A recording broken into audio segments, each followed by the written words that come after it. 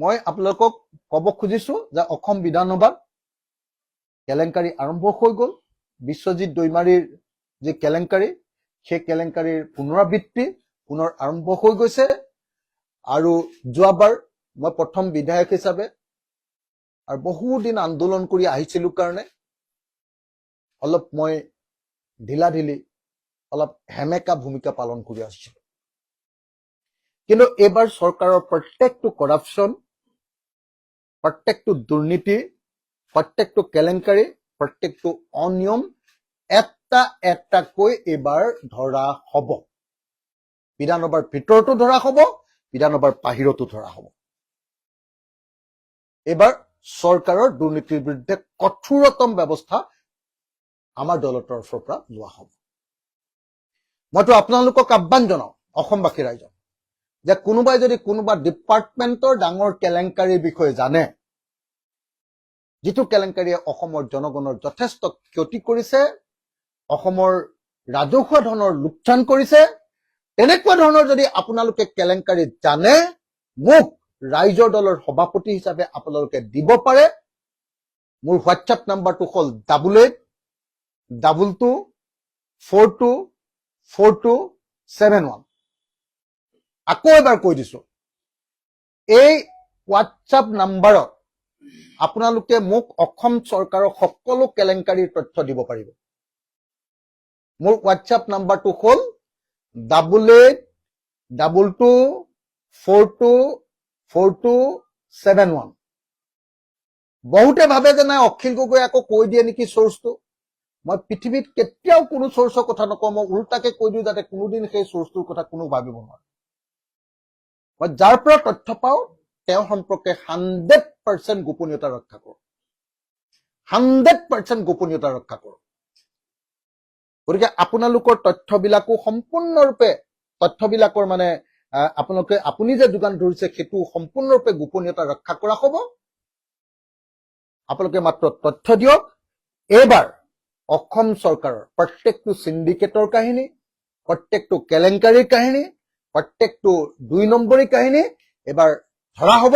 আৰু সেইকাৰণে মই আপোনালোকক সহযোগিতা আগবঢ়াবৰ কাৰণে আহ্বান জনাইছো। মই আপোনালোকক ক'ব খুজিছো যে অসম বিধানসভাত কেলেংকাৰী আৰম্ভ হৈ গ'ল। বিশ্বজিৎ দৈমাৰীৰ যি কেলেংকাৰী, সেই কেলেংকাৰীৰ পুনৰাবৃত্তি পুনৰ আৰম্ভ হৈ গৈছে।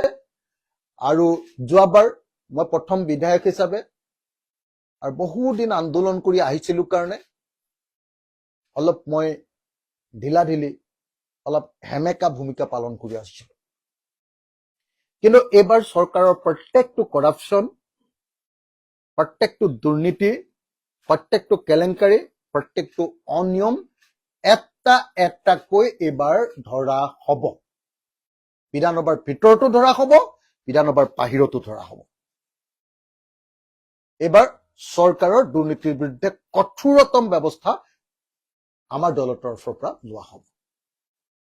মইতো আপোনালোকক আহ্বান জনাওঁ, অসমবাসী ৰাইজক, যে কোনোবাই যদি কোনোবা ডিপাৰ্টমেণ্টৰ ডাঙৰ কেলেংকাৰীৰ বিষয়ে জানে, যিটো কেলেংকাৰীয়ে অসমৰ জনগণৰ যথেষ্ট ক্ষতি কৰিছে, অসমৰ ৰাজহুৱা ধনৰ লোকচান কৰিছে, তেনেকুৱা ধৰণৰ যদি আপোনালোকে কেলেংকাৰী জানে, মোক ৰাইজৰ দলৰ সভাপতি হিচাপে আপোনালোকে দিব পাৰে। মোৰ হোৱাটছএপ নাম্বাৰটো হ'ল 8822424271। আকৌ এবাৰ কৈ দিছো, এই হোৱাটছএপ নাম্বাৰত আপোনালোকে মোক অসম চৰকাৰৰ সকলো কেলেংকাৰীৰ তথ্য দিব পাৰিব।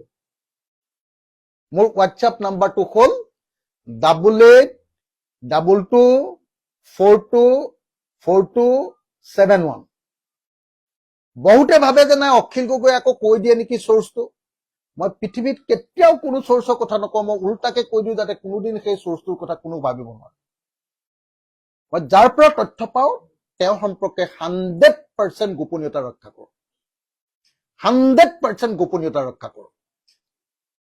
গতিকে আপোনালোকৰ তথ্যবিলাকো সম্পূৰ্ণৰূপে, তথ্যবিলাকৰ মানে আপুনি যে যোগান ধৰিছে সেইটো সম্পূৰ্ণৰূপে গোপনীয়তা ৰক্ষা কৰা হ'ব।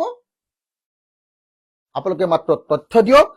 এইবাৰ অসম চৰকাৰৰ প্ৰত্যেকটো চিণ্ডিকেটৰ কাহিনী, প্ৰত্যেকটো কেলেংকাৰীৰ কাহিনী, প্ৰত্যেকটো 2 নম্বৰী কাহিনী এবাৰ ধৰা হ'ব আৰু সেইকাৰণে মই আপোনালোকক সহযোগিতা আগবঢ়াবৰ কাৰণে আহ্বান জনাইছো